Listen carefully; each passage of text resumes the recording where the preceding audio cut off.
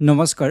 Digital আসামলৈ আপোনালোক সকলোকে স্বাগতম জনাইছো আজিৰ এই ভিডিঅ'টিত আমি আলোচনা কৰিম ডেজ এণ্ড থিমছ 2024 চনৰ দিৱস আৰু বিষয়বস্তুবিলাক আমি আলোচনা কৰিম এটো দ্বিতীয়টি পাৰ্ট হয় প্ৰথম পাৰ্টত আমি জানুৱাৰী ফেব্ৰুৱাৰী আৰু মাৰ্চ মাহৰ ইম্পৰ্টেন্ট যিবিলাক দিৱস আছিল বা তাৰ বিষয়বস্তু আছিল সেইবিলাক আমি আলোচনা কৰিলো আৰু আজিৰ এই দ্বিতীয় পাৰ্টটোত আমি আলোচনা কৰিম এপ্ৰিল মে আৰু জুন মাহৰ যিখিনি ইম্পৰ্টেন্ট দিৱস আৰু ইয়াৰ বিষয়বস্তুবিলাক আমি আলোচনা কৰিম গতিকে এক্সাম পাৰ্সপেক্টিভত আমি আলোচনা কৰিম যদি আপোনালোকে আগৰ ভিডিঅ'বিলাক চোৱা কাৰেণ্ট এফেয়াৰ্ছৰ প্লেলিষ্টত গলে আপোনালোকে আগৰ সকলোবোৰ ভিডিঅ চাব পাৰিব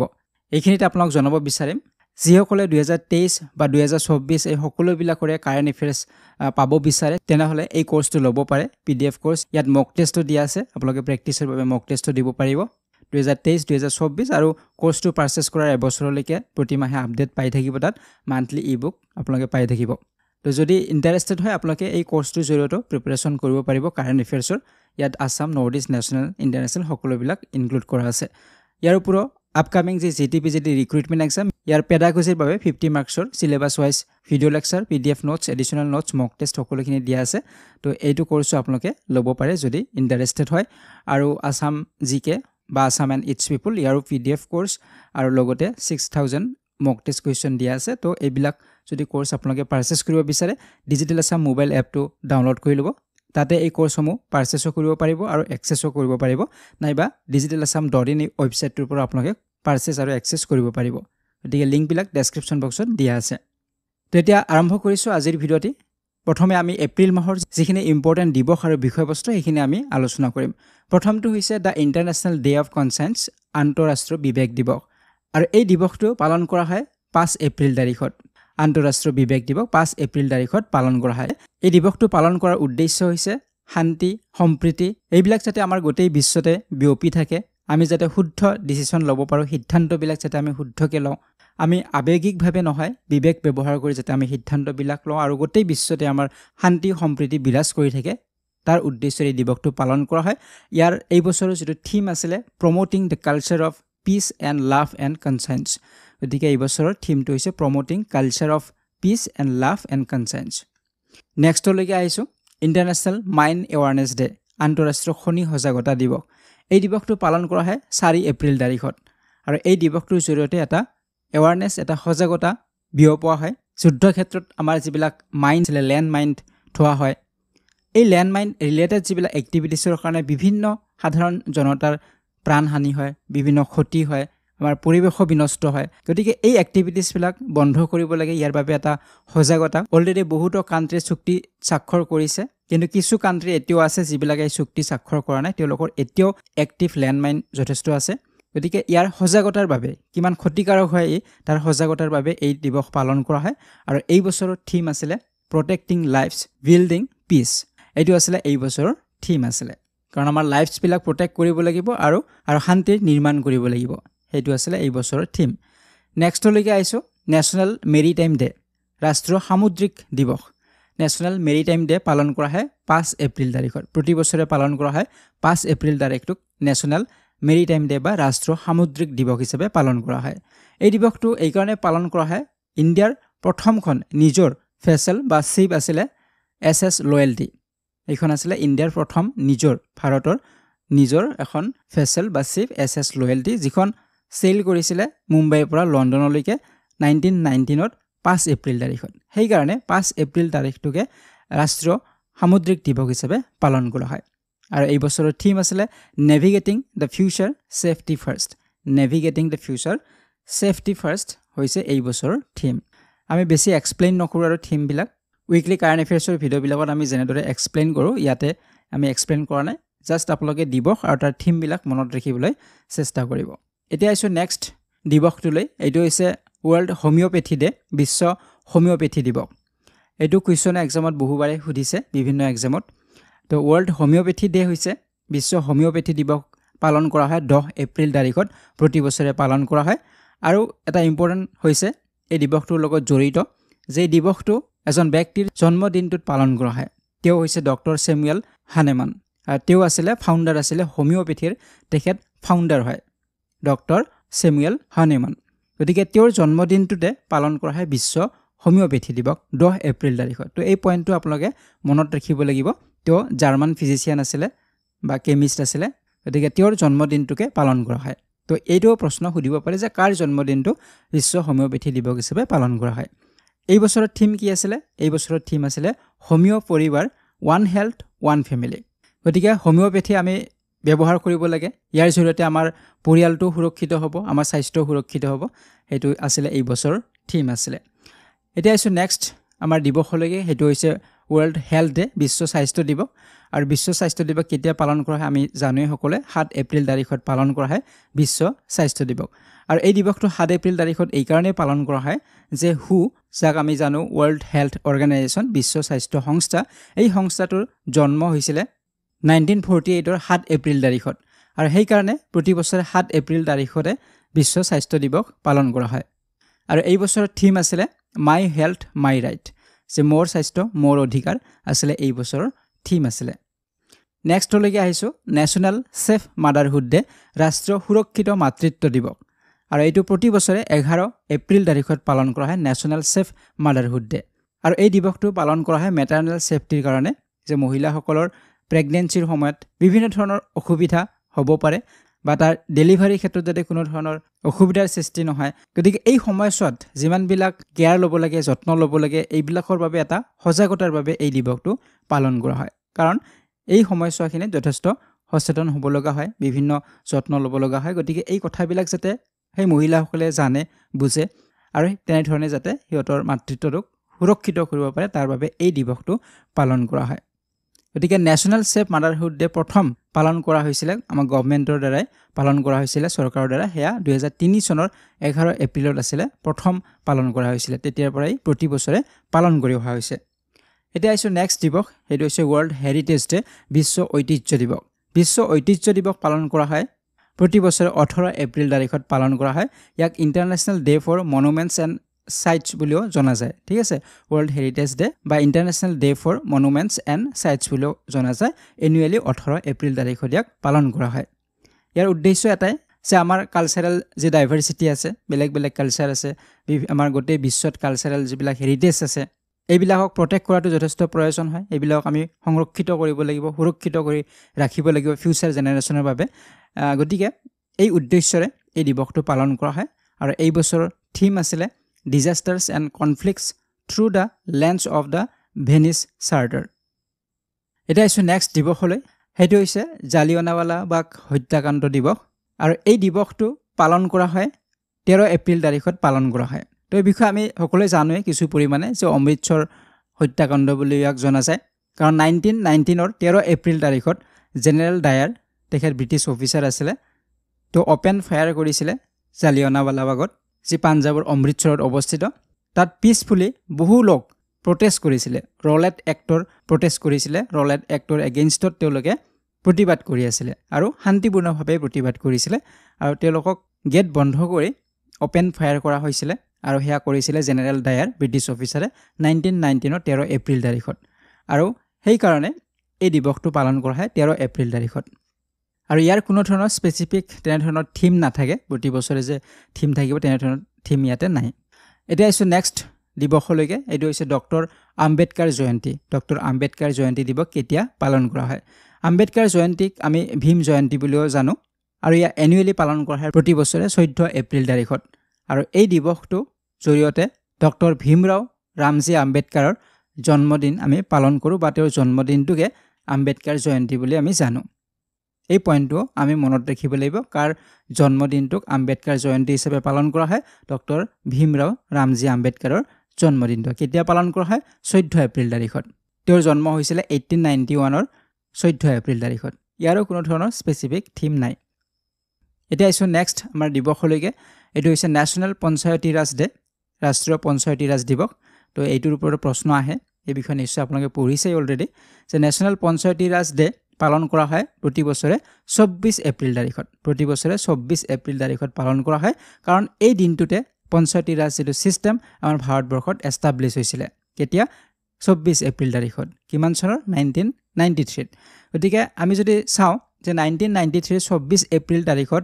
যিখন আমাৰ এমেণ্ডমেণ্ট এক্ট আছিলে 73rd কনষ্টিটিউশ্যনেল এমেণ্ডমেণ্ট এক্ট সংশোধনী আইন আছিলে 73rd এই এক্টৰ আণ্ডাৰত 1993 24 এপ্ৰিল তাৰিখত কাৰ্যকৰী হৈছিলে পঞ্চায়তী ৰাজ ছিষ্টেম। তো ইয়াৰ আগতে উত্থাপন হৈছিলে 1992তে, কিন্তু ইয়াৰ কাৰ্যকৰী হৈছিলে 1993 24 এপ্ৰিল তাৰিখৰ পৰা পঞ্চায়তী ৰাজ ছিষ্টেম কোনখন এক্টৰ এমেণ্ডমেণ্ট এক্টৰ আণ্ডাৰত 73rd কনষ্টিটিউশ্যনেল এমেণ্ডমেণ্ট এক্টৰ আণ্ডাৰত। তো এইটো মনত ৰাখিবলগীয়া কথা। ঠিক আছে, তো সেইকাৰণে 24 এপ্ৰিল তাৰিখতে পঞ্চায়তী ৰাজ ডে পালন কৰা হয় আৰু প্ৰথম পালন কৰা হৈছিল 2010 চনৰ পৰা। 2010 চনৰ 24 এপ্ৰিল তাৰিখত প্ৰথম পালন কৰিছিলে পঞ্চায়তী ৰাজ ডে হিচাপে, দিৱস হিচাপে। আৰু সেই সময়ত প্ৰাইম মিনিষ্টাৰ আছিলে মনমোহন সিং আছিলে। তেওঁই ডিক্লেয়াৰ কৰিছিলে যে প্ৰথম নেশ্যনেল পঞ্চায়তী ৰাজ ডে পালন কৰা হ'ব। সেয়া 2010 চনৰ 24 এপ্ৰিলৰ পৰা পালন কৰি অহা হৈছে। তো ইয়াৰো কোনো ধৰণৰ নিৰ্দিষ্ট তেনেধৰণৰ থিম নাই। নেক্সট দিৱসলৈকে আহিছোঁ। ইয়াতে সুধিছে ৱৰ্ল্ড আৰ্থ ডে, বিশ্ব ধৰিত্ৰী দিৱস। বিশ্ব ধৰিত্ৰী দিৱস পালন কৰা হয় প্ৰতি বছৰে 22 এপ্ৰিল তাৰিখত। 22 এপ্ৰিল তাৰিখত আৰ্থ ডে পালন কৰা হয় আৰু এই দিনটোত এনভাইৰমেণ্টেল যিটো প্ৰটেকশ্যন, আমাৰ পৰিৱেশৰ যিটো প্ৰটেকশ্যন সুৰক্ষা, তাৰ ওপৰত এটা এৱাৰনেছৰ বাবে এই দিৱস পালন কৰা হয়। আৰু এই বছৰৰ থিম আছিলে প্লেনেট ভাৰ্চেছ প্লাষ্টিক। গতিকে আমি প্লাষ্টিক ইউজ কৰিব নালাগে, এই বিষয়ে আমি সকলোৱে জানো। গতিকে প্লেনেট ভাৰ্চেছ প্লাষ্টিক আছিলে এই বছৰৰ থিম। আমি যদি প্লাষ্টিক ইউজ কৰোঁ তেনেহ'লে আমাৰ প্লেনেট বা আমাৰ পৃথিৱীখন এটা সময়ত ধ্বংস হৈ যাব। তো তেনেধৰণৰ এটা উদ্দেশ্য লৈ এই থিমটো ৰখা হৈছিলে। গতিকে প্লাষ্টিকৰ যিটো প্ৰডাকশ্যন, এইটো যাতে ৰিডিউচ কৰিব পাৰে, বন্ধ কৰিব পাৰে, 60% যাতে বন্ধ হয় 2040 চনৰ ভিতৰত, তেনেধৰণৰ এটা সংকল্প ইয়াতে লোৱা হৈছিলে। এতিয়া আছোঁ নেক্সট দিৱসলৈকে। সেইটো হৈছে ৱৰ্ল্ড মেলেৰিয়া ডে, বিশ্ব মেলেৰিয়া দিৱস। তো বিশ্ব মেলেৰিয়া দিৱস পালন কৰা হয় প্ৰতি বছৰে 25 এপ্ৰিল তাৰিখত। গতিকে মেলেৰিয়া যিটো ৰোগ, এই ৰোগটোৰ কেনেদৰে প্ৰতিৰোধ কৰিব পাৰে, তো এই বিষয়ে এৱাৰনেছৰ বাবে এই দিৱসটো পালন কৰা হয়, সজাগতাৰ বাবে দিৱসটো পালন কৰা হয়। গতিকে 2008 চনত প্ৰথম মেলেৰিয়া ডে চেলিব্ৰেট কৰা হৈছিলে, পালন কৰা হৈছিলে 2008 চনত। আৰু এই বছৰৰ থিম হৈছে accelerating the fight against malaria for a more equitable world. তো এইখিনি আছিলে এপ্ৰিল মাহৰ ইম্পৰ্টেণ্ট কিছু দিৱস আৰু ইয়াৰ বিষয়বস্তু। এতিয়া আমি আলোচনা কৰিম মে' মাহত কি কি ইম্পৰ্টেণ্ট দিৱস আছে। তো প্ৰথমটো হৈছে ৱৰ্ল্ড প্ৰেছ ফ্ৰীডম ডে, বিশ্ব সংবাদ স্বাধীনতা দিৱস। আৰু এই দিৱস পালন কৰা হয় 3rd মে', প্ৰতি বছৰে 3 মে' তাৰিখত পালন কৰা হয় বিশ্ব সংবাদ স্বাধীনতা দিৱস। গতিকে প্ৰেছে আমাৰ ডেমক্ৰেচিত যথেষ্ট এটা ৰোল প্লে' কৰে। এখন ডেমক্ৰেটিক ছ'চাইটি বা ডেমক্ৰেটিক এখন কাণ্ট্ৰি হ'ব লাগিলে, দেশ হ'ব লাগিলে, তাত ফ্ৰী প্ৰেছৰ যথেষ্ট ভূমিকা থাকিব। গতিকে প্ৰেছ তাত ফ্ৰী হ'ব লাগিব, স্বাধীনভাৱে তেওঁলোকে লিখা মেলা বা কোৱাৰ সুবিধা তেওঁলোকৰ থাকিব লাগিব। গতিকে তাৰ উদ্দেশ্যে এই দিৱসটো পালন কৰা হয়। আৰু এই বছৰৰ যিটো থিম আছিলে a press for the planet, journalism in the face of the environmental crisis. A press for the planet, প্লেনেটৰ বাবে, আমাৰ পৃথিৱীখনৰ বাবে প্ৰেছৰ প্ৰয়োজন আছে। এতিয়া আছোঁ নেক্সট দিৱসটোলৈকে। ইয়াতে সুধিছে ইণ্টাৰনেশ্যনেল লেবাৰ ডে, আন্তঃৰাষ্ট্ৰীয় শ্ৰমিক দিৱস। আৰু এইটো কেতিয়া পালন কৰা হয় আমি সকলোৱে জানো, 1 মে' তাৰিখত পালন কৰা হয় আন্তঃৰাষ্ট্ৰীয় শ্ৰমিক দিৱস। আমি মে' ডে বুলিও কওঁ, মে' দিৱস বুলিও কোৱা হয়, লেবাৰ ডে বুলিও কওঁ বা শ্ৰমিক দিৱস বুলিও কওঁ। তো এই বছৰ কি থিম আছিলে? থিমটো আছিলে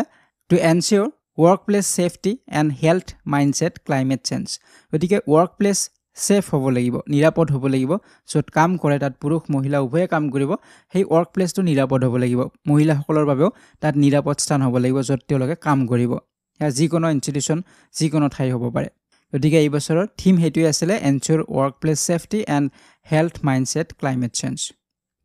এতিয়া আহিছোঁ নেক্সট দিৱসলৈকে, মাদাৰ্ছ ডে, মাতৃ দিৱস। গতিকে মাদাৰ্ছ ডে বা মাতৃ দিৱস পালন কৰা হয় মে' মাহৰ 2টো ৰবিবাৰত পালন কৰা হয়। ইয়াৰ নিৰ্দিষ্ট কোনো তাৰিখ নাই।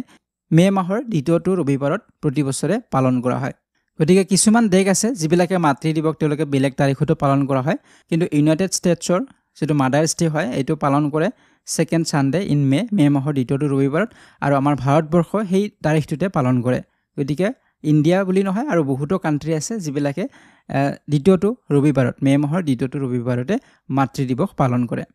ঠিক আছে, আৰু এই বছৰ আমাৰ 12 মে' তাৰিখত পৰিছিলে, 2টো ৰবিবাৰ আছিলে 12 মে' তাৰিখ। তো এতিয়া আহিছোঁ নেক্সট আমাৰ দিৱসলৈকে। সেইটো হৈছে ৱৰ্ল্ড ফুটবল ডে, বিশ্ব ফুটবল দিৱস। এইটো ইম্পৰ্টেণ্ট হয় কাৰণ এই বছৰ ইয়াক ডিক্লেয়াৰ কৰা হৈছে বিশ্ব ফুটবল দিৱস। গতিকে 193 মেম্বাৰ ইউনাইটেড নেশ্যনৰ যিটো জেনেৰেল এছেম্বলি, তাত এইটো এটা ৰিজলিউশ্যন অনা হৈছিলে 2024 চনৰ 7 মে' তাৰিখত। আৰু সেই ৰিজলিউশ্যনত এইটো কোৱা হৈছে যে 25 মে' তাৰিখত প্ৰতি বছৰে পালন কৰা হ'ব বিশ্ব ফুটবল দিৱস পালন কৰা হ'ব। কাৰণ 1924 চনৰ 25 মে' তাৰিখত যি পেৰিছ ছামাৰ অলিম্পিক হৈছিলে, তাত ফুটবল ইভেণ্ট হৈছিলে। আৰু প্ৰায় সকলোবিলাক ৰিজনৰ পৰা তাত অংশগ্ৰহণ কৰিছিলে সেইকাৰণে এই তাৰিখটোৱে বা এই ডেটটোৱে ইয়াত লোৱা হৈছে যে 25 মে তাৰিখতে পালন কৰা হ'ব বিশ্ব ফুটবল দিৱস তো এইবাৰ ডিক্লেয়াৰ কৰা হৈছে 7 মে তাৰিখত ডিক্লেয়াৰ কৰা হৈছে গতিকে এইটো ইম্পৰ্টেণ্ট হয় এতিয়া আছো নেক্সট দিৱসলৈকে ইয়াতে সুধিছে নেশ্যনেল টেকন'লজি ডে ৰাষ্ট্ৰীয় প্ৰযুক্তি দিৱস নেশ্যনেল টেকন'লজি ডে বা ৰাষ্ট্ৰীয় প্ৰযুক্তি দিৱস পালন কৰা হয় 11 মে তাৰিখত প্ৰতি বছৰে পালন কৰা হ'ব 11 মে তাৰিখত গতিকে এই দিৱসটো পালন কৰা হয় যিমানবিলাক আমাৰ সাইন্টিফিক বা টেকন'লজিকেল আমাৰ এচিভমেণ্ট আছে যি আমি এচিভ কৰিছোঁ আমাৰ ভাৰতীয় যিবিলাক সাইন্টিষ্ট আছে ইঞ্জিনিয়াৰ্ছ আছে তেওঁলোকে যিমান যি এচিভ কৰিলে সেইটোক স্মৰণ কৰাৰ বাবে বা ইনস্পায়াৰ কৰাৰ বাবে এই দিৱসটো পালন কৰা হয় আৰু ফৰ্মাৰ যি প্ৰাইম মিনিষ্টাৰ আছিলে অটল বিহাৰী বাজপেয়ী তেখেতে এই দিৱসটোৰ কথা কৈছিলে বা এই দিৱসটোৰ নামাকৰণ কৰিছিলে ৰাষ্ট্ৰীয় প্ৰযুক্তি দিৱস বুলি আৰু 11 মে তাৰিখটো কিয় চুজ কৰা হ'ল এই কাৰণে চুজ কৰা হ'ল কাৰণ 1998ৰ 11 মে তাৰিখত নিউক্লিয়াৰ বম আমাৰ ইণ্ডিয়াই সাকসেসফুলি টেষ্ট কৰিছিলে পৰীক্ষণ কৰিছিলে নিউক্লিয়াৰ বমছৰ পোখৰাণত কেতিয়া 1998ৰ 11 মে তাৰিখত আৰু সেই কাৰণে 11 মে তাৰিখটোৱে ইয়াত নিৰ্বাচন কৰা হৈছে ৰাষ্ট্ৰীয় প্ৰযুক্তি দিৱস হিচাপে এতিয়া আছো নেক্সট দিৱসলৈকে ইয়াতে সুধিছে দা ইণ্টাৰনেশ্যনেল ডে ফৰ বায়োডাইভাৰ্চিটি আন্তৰ্জাতিক জৈৱ বৈচিত্ৰ্য দিৱস সো আন্তঃৰাষ্ট্ৰীয় জৈৱ বৈচিত্ৰ্য দিৱস কেতিয়া পালন কৰা হয় 22 মে তাৰিখত পালন কৰা হয় প্ৰতি বছৰে আৰু এই জৈৱ বৈচিত্ৰ্য আমাৰ মানুহৰ কাৰণে কিমান প্ৰয়োজনীয় হয় হিউম্যান বিংছৰ কাৰণে আমাৰ পৰিৱেশৰ বাবে কিমান প্ৰয়োজন হয় গতিকে তাৰ কাৰণে এটা সজাগতাৰ বাবে ইয়া পালন কৰা হয় যাতে আমি এই জৈৱ বৈচিত্ৰ্য বা বায়োডাইভাৰ্চিটিক আমি সংৰক্ষিত বা সুৰক্ষিত কৰি ৰাখিব পাৰোঁ তাৰ কাৰণে তো ইউনাইটেড নেশ্যনৰ জেনেৰেল এছেম্বলিত ইয়া পাছ হৈছিল এটা ৰিজলিউশ্যন 2000 চনৰ ডিচেম্বৰ মাহত আৰু তাত সেই ৰিজলিউশ্যনটোতে কোৱা হৈছিল যে 22 মে তাৰিখত ইণ্টাৰনেশ্যনেল ডে ফৰ বায়োডাইভাৰ্চিটি পালন কৰা হ'ব আৰু প্ৰথম ইণ্টাৰনেশ্যনেল ডে ফৰ বায়োডাইভাৰ্চিটি পালন কৰা হৈছিলে 2001ৰ 22 মে তাৰিখত প্ৰথম পালন কৰা হৈছিলে আৰু এই বছৰৰ যিটো থিমটো হৈছে be part of the plane হৈছে এই বছৰৰ থিম নেক্সট দিৱসলৈকে আহিছোঁ ইয়াতে কৈছে এণ্টি টেৰৰিজিম ডে সন্ত্ৰাসবাদ বিৰোধী দিৱস আৰু ভাৰতবৰ্ষত এণ্টি টেৰৰিজিম ডে পালন কৰা হয় 21 মে তাৰিখত পালন কৰা হয় সন্ত্ৰাসবাদ বিৰোধী দিৱস আৰু এই দিনাখন কিয় পালন কৰা হয় 21 মে তাৰিখত কাৰণ 1991 চনৰ 1991ৰ 21 মে তাৰিখত ৰাজীৱ গান্ধীক হত্যা কৰা হৈছিলে সুইচাইড বম্বাৰৰ জৰিয়তে তেওঁক হত্যা কৰা হৈছিলে এটা সংগঠন লিবাৰেশ্যন টাইগাৰ অফ তামিল এলাম সেই সংগঠনটোৰ দ্বাৰা কালাইবানী এলিয়াছ ধানু সো তেখেতে হত্যা কৰিছিল সুইচাইড বম্বাৰৰ জৰিয়তে গতিকে সেই কাৰণে এই তাৰিখটোৱে ইয়াত নিৰ্বাচন কৰা হৈছে 21 মে তাৰিখটোত পালন কৰা হয় এণ্টি টেৰৰিজিম ডে হিচাপে গতিকে PV নৰসিম্হা ৰাও তেখেতৰ কংগ্ৰেছ গভৰ্ণমেণ্ট যেতিয়া ক্ষমতাত আহিছিলে তাৰ পিছতে ডিক্লেয়াৰ কৰা হৈছিল যে 21 মে তাৰিখটো পালন কৰা হ'ব এণ্টি টেৰৰিজিম ডে হিচাপে যাতে এই দিৱসটোৰ জৰিয়তে ৰাজীৱ গান্ধীক এটা ট্ৰিবিউট দিব পৰা যায় আৰু এটা সজাগতাও বিয়পাব পাৰে বাট যে টেৰৰিজিম কি হয় ইয়াৰ ফলত কেনেধৰণৰ ক্ষতি হয় কেনেদৰে আমি ইয়াৰ পৰা হাত সাৰিব পাৰোঁ এনেধৰণৰ এটা সজাগতাৰ বাবেও এই দিৱসটো পালন কৰা হয় আৰু প্ৰথম এই দিৱসটো পালন কৰা হৈছিলে 1992ৰ 21 মে তাৰিখত পালন কৰা হৈছিলে 1991ত তেওঁৰ হত্যা কৰা হৈছিলে আৰু 1992ৰ 21 মেৰ পৰা ইয়া পালন কৰি অহা হৈছে এতিয়া আছো নেক্সট দিৱসলৈকে এইটো হৈছে ৱৰ্ল্ড নো টোবেকো ডে বিশ্ব ধঁপাত নিষিদ্ধ দিৱস আৰু এই বিশ্ব ধঁপাত নিষিদ্ধ দিৱস পালন কৰা হয় 31 মে তাৰিখত পালন কৰা হয় প্ৰতি বছৰে গতিকে ধঁপাত কিমান আমাৰ হানিকাৰক হয় ই বিভিন্ন আমাক ৰোগৰ সৃষ্টি কৰিব পাৰে কেঞ্চাৰ ৰোগ আমাৰ হ'ব পাৰে আমাৰ দাঁতৰ বিভিন্ন ৰোগ হ'ব পাৰে গতিকে ইয়াৰ বাবে এটা সজাগতাৰ বাবে এই দিৱসটো পালন কৰা হয় আৰু এই বছৰৰ থিম আছিলে protecting children from tobacco industry ইণ্টাৰফাৰেঞ্চ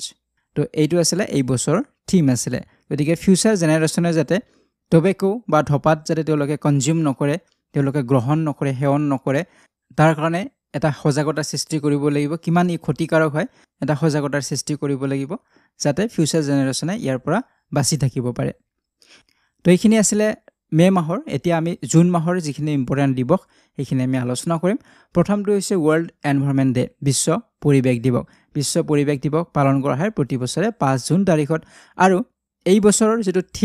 থিমটো আছিলে ল্যান্ড ৰেষ্টৰেশ্যন ডিচাৰ্টিফিকেশ্যন এণ্ড ড্ৰট ৰেজিলেন্স